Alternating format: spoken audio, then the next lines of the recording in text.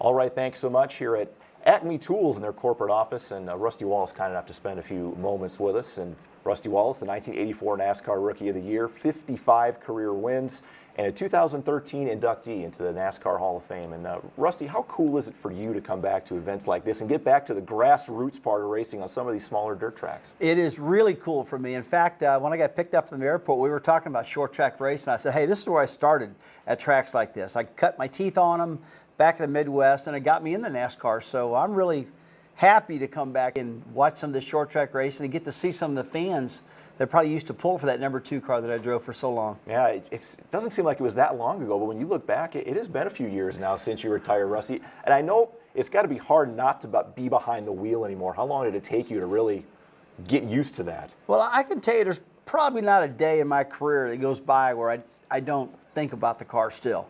I mean, there's a lot of times I'm like, man, I can't believe I'm not driving that 2 car. I feel great. I love driving still, whether I'm just practicing my son's car or doing some other special races that I do occasionally. But man, I think about that 2 car all the time. When it's out there and I see that Miller Lite car going around, I'm like, man, put me in for Bristol, or put me in for Richmond, or put me in for Martinsville, the shorter tracks where I've always done real good, and the road courses and stuff like that.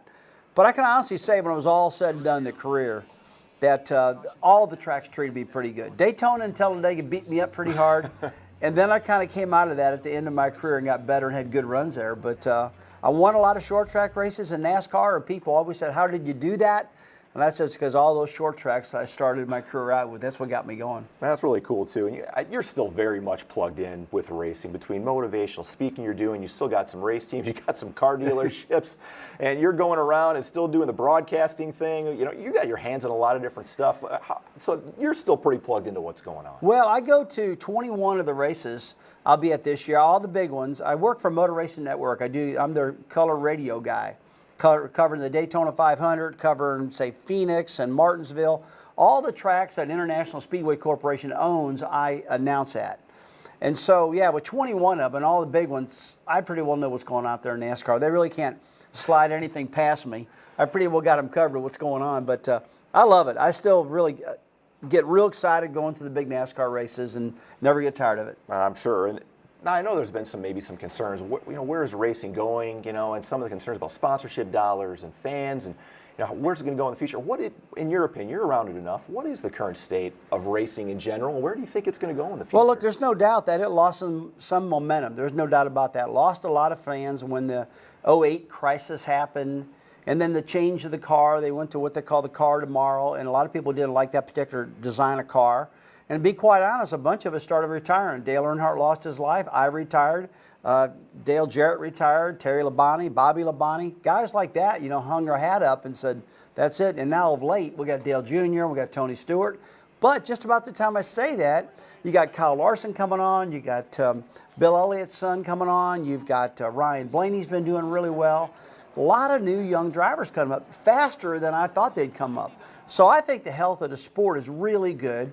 I haven't seen any decline in attendance this year from last year.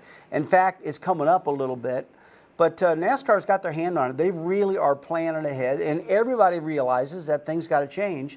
And they all realize that, the stars of yesterday are gone, and the new ones are coming up. And I do too. Sometimes it's hard to take for a guy like me, but it's happening. And one thing that you got into a little bit too, Iowa Speedway, was designing racetracks. And I was actually there just last year when I went to the Knoxville Nationals. I stopped by Iowa Speedway. I was like, wow, how cool is this place? How fun was that part of it for you? That was probably one of the highlights of my career, building that racetrack, because I got a phone call from a group of investors that said, hey, we want to build a short track in Iowa.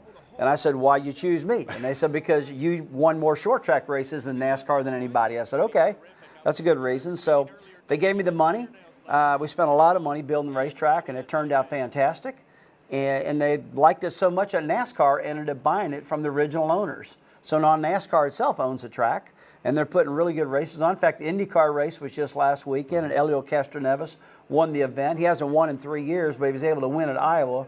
So he's always been a big Iowa Speedway lover, but he's a bigger lover of it now. Absolutely. Well, we thank so much for taking a few minutes with us, Rusty, and being up here. And hopefully we'll see you down the road back here again sometime. Well, thank you very much. I just want to thank Acme Tools for having me here today, and Jet Tool.